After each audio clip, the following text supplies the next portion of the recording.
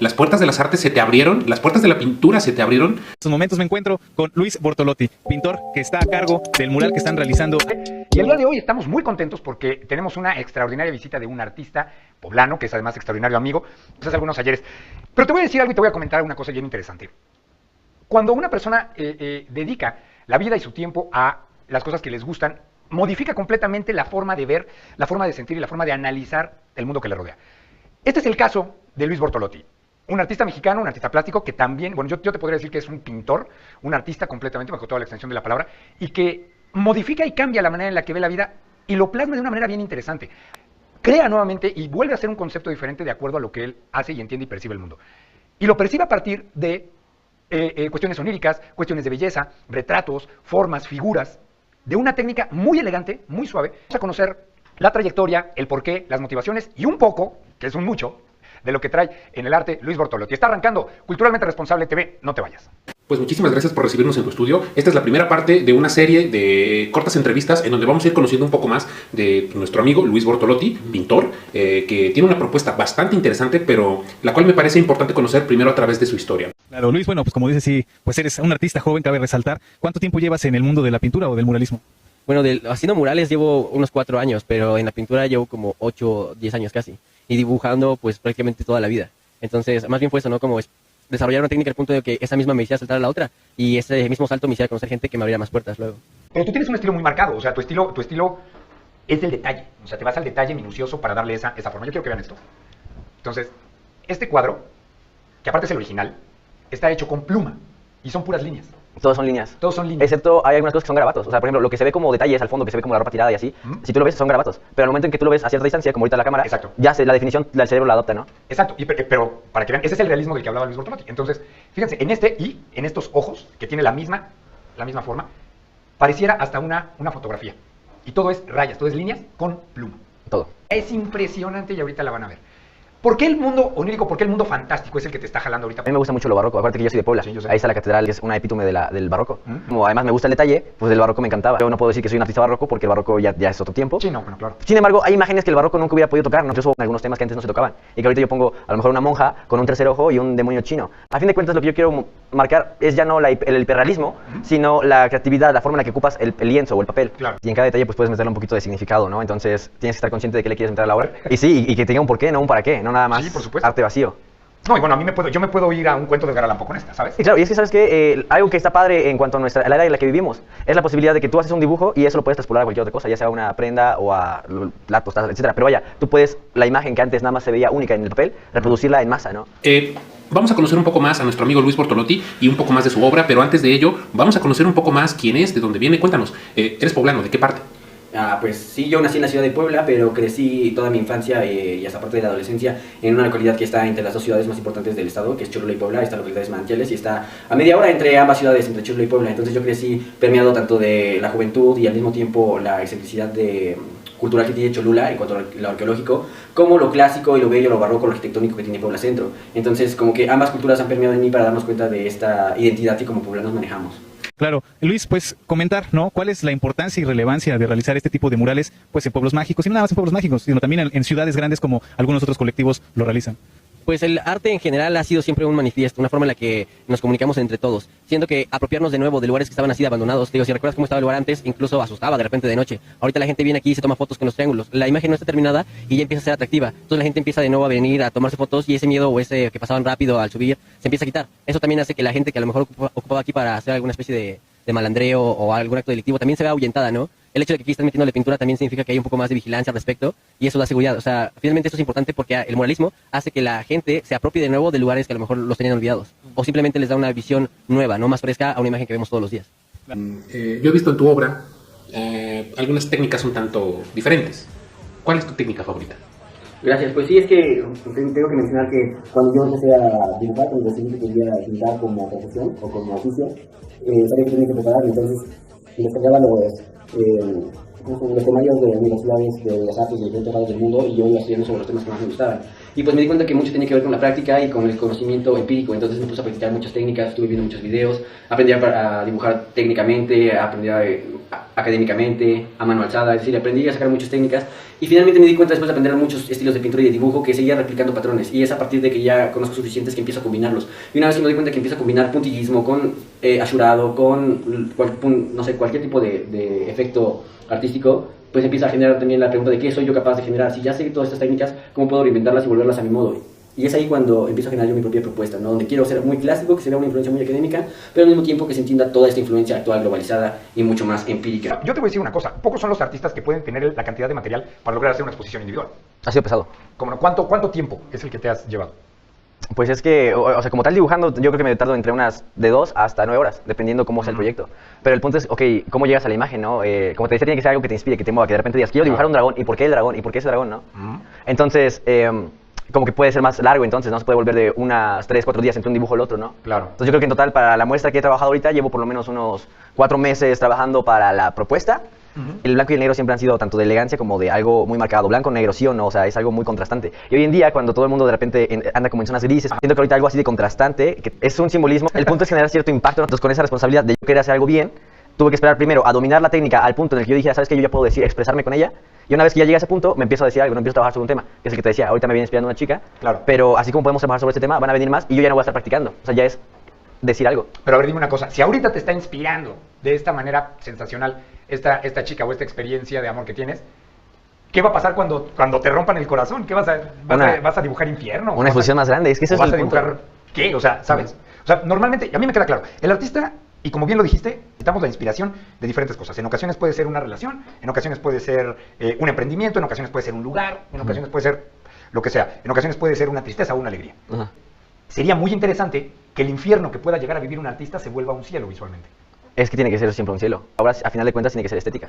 Tiene que ser bonita, o sea, aunque sea un martirio, ¿no? O sea, ver las obras de Goya oscuras. Sí. Son espeluznantes, Sí. pero son hermosas. Yo me puedo percatar de manera muy personal que pues tienes un estilo bastante particular. Me gustaría que nos comentaras rápidamente, porque yo creo que hay bastante tela de donde cortar detrás de lo que es pues como tal tu historia, ¿no? ¿Cómo es que te das cuenta del estilo que pues tú quieres, pues como tal quieres tomar, ¿no? Quieres trabajar. ¿Cómo es que te das cuenta, no? Por ejemplo, alguna obra que tú consideres sea muy particularmente algo especial para ti. Pues estás dando a una médula de artista muy importante, ¿no? Que es sobre la conceptualización de su obra, que es cómo llegó ella y a dónde va. Y que en mi cultura poblana el barroco es muy presente y en ese aspecto el arte sacro es súper inmanente en las catedrales y en la cultura poblana. Entonces siempre crezco rodeado de rosarios, de figuras sacras, de festividades que tienen que ver con el catolicismo. Yo no puedo apartarme de esa proyección cultural que tiene para mí estas imágenes. Y hoy en día, al darme cuenta que no solo yo, sino que mi generación tienen otros valores, que estamos más globalizados, que somos más críticos, decimos cómo puedo tomar los valores que yo conozco, que son parte de mi cultura, que me dan identidad, y no solo a mí, sino a mi localidad, y cómo los presento hoy en día. Cómo puedo a partir de esos valores que me inculcaron decir cómo son para mí, cómo esos valores me atañen mi día a día, en un estilo de día mucho más rítmico, mucho más activo, mucho más globalizado. Pues uno tiene que aprender a transformar la pintura y no repetir valores clásicos ni cánones ya establecidos, sino generar su propio lenguaje. Creo que finalmente la forma en la que un pintor se vuelve artístico es cuando descubre cómo transformar la pintura en un propio lenguaje, porque la pintura no te da un lenguaje preestablecido, sino que te permite que tú te apoderes de él. No es lo mismo la forma en la que yo dibujo o pinto una flor que en la que cualquier otra persona lo hace. Podemos replicar una imagen, si eso es pintar de oficio, pero el hecho de que cualquier persona pueda dibujarte lo que sea y tú lo entiendas, ya genera que él tenga su propio lenguaje, y a partir de que generamos un lenguaje, de que damos algo que decir y contamos y la gente se puede sentir identificada, se genera esa retroalimentación que ya genera comunicación. Y cuando un pintor genera un canal de comunicación, es decir, que a través de su propia línea de lenguaje, es decir, su propia pintura, genera un debate, genera un espacio en el que la gente se siente identificada y quiera retribuir, pues es el éxito del pintor en cuanto al reconocimiento social. El manejo de la perspectiva, ¿no? Desde dónde está ubicado el espectador para ver esa imagen así y luego el degradado encima. Claro. Eso es el trabajo que me ha costado años desarrollar.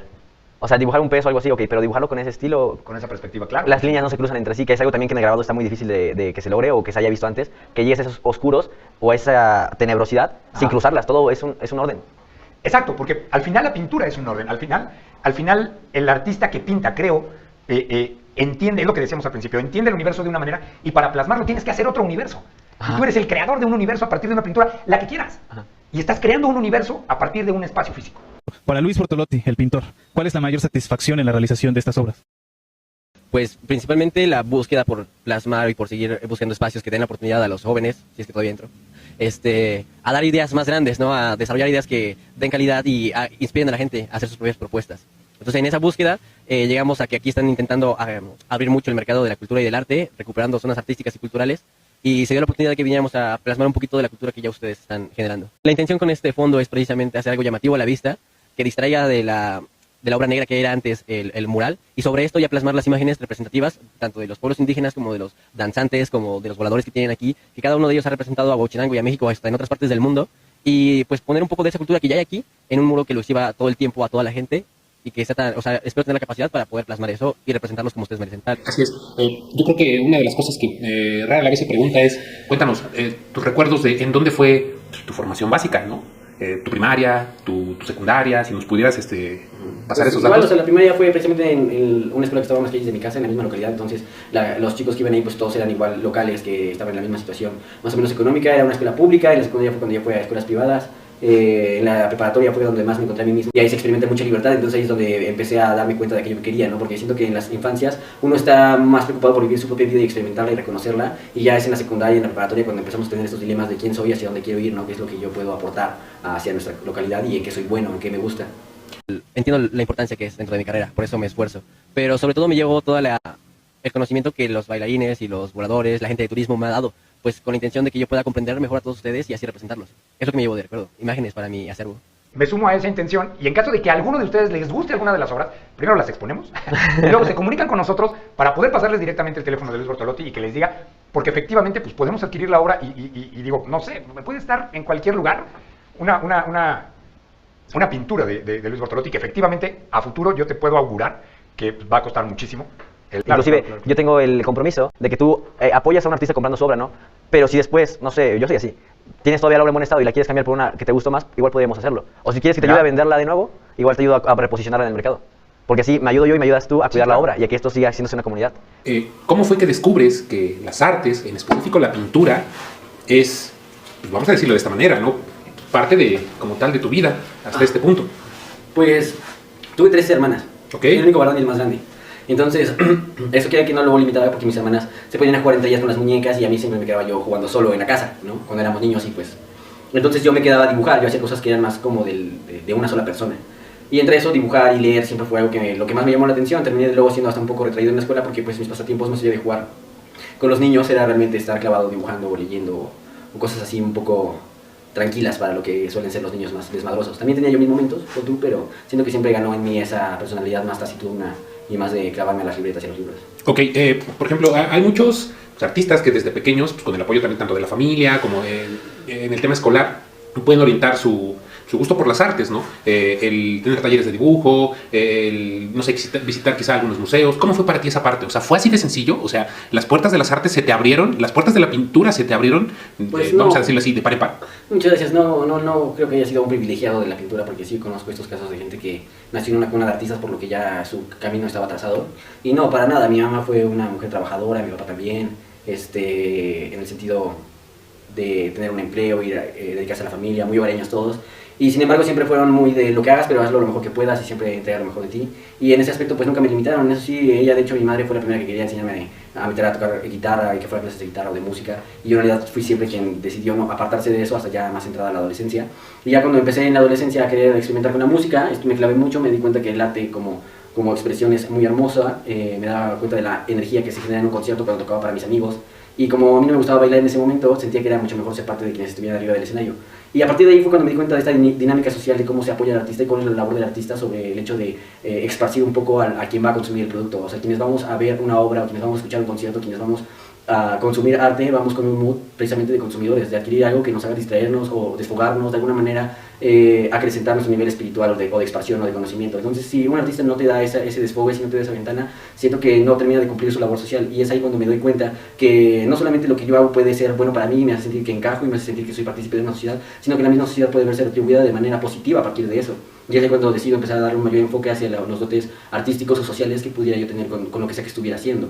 Sigan fomentando el arte y la cultura en todos sus niveles, en el estilo que les corresponda, que más les gusta, cualquier evento local que tengan, recompártanlo y hagan que el arte local florezca, porque no se trata de que una persona sobresalga, sino que generar actividad artística genere un auge.